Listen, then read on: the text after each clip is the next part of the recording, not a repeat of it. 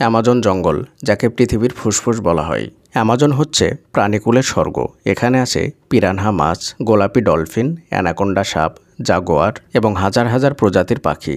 বিজ্ঞানীরা বলছেন এখনও অসংখ্য প্রাণী ও উদ্ভিদ যাদের খোঁজ মেলানো সম্ভব হয়নি। অর্থাৎ অ্যামাজন যেন এক রহস্যের ভাণ্ডার, যা আজও পুরোপুরি মানুষের কাছে উন্মুক্ত নয়।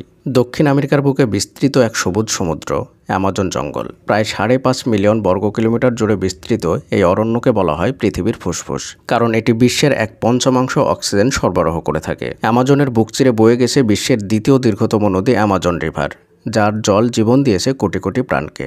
এই জঙ্গলে প্রবেশ করলে মনে হয় যেন সময় থমকে গেছে। চারপাশে অজস্র উঁচু গাছ আকাশকে ঢেকে রেখেছে সবুজ ছাতার মতো করে। এখানে রয়েছে প্রায় 390 মিলিয়ন গাছপালা এবং 40,000-এরও বেশি প্রজাতির উদ্ভিদ। প্রতিটি গাছ, প্রতিটি লতাপাতা যেন প্রকৃতির গোপন কোনো গল্প শোনায়। কিন্তু এই স্বর্গরাজ্য আজ বিপদের মুখে। প্রতিদিন অমানবিকভাবে গাছপালা কেটে ফেলা হচ্ছে, তৈরি হচ্ছে কৃষিক্ষেত্র ও কারখানা। বন ধ্বংসের এই গতি অব্যাহত থাকলে পৃথিবীর জলবায়ু ভয়াবহভাবে বদলে যাবে। কার্বন ডাই অক্সাইডের ভারসাম্য নষ্ট হয়ে মানুষের অস্তিত্বই হুমকির মুখে পড়বে। এই অ্যামাজনের বুকে বাস করে হাজারো আদিবাসী জনগোষ্ঠী, যারা আধুনিক সভ্যতার বাইরে থেকেও প্রকৃতির সঙ্গে সখ্য গড়ে তুলেছে। তাদের ভাষা, সংস্কৃতি আর জীবনধারা আমাদের শেখায় মানুষ প্রকৃতিরই অংশ, আলাদা কিছু নয়। অ্যামাজনের গল্প কেবল একটি জঙ্গলের গল্প নয়, এটি পৃথিবীর জীবনের গল্প।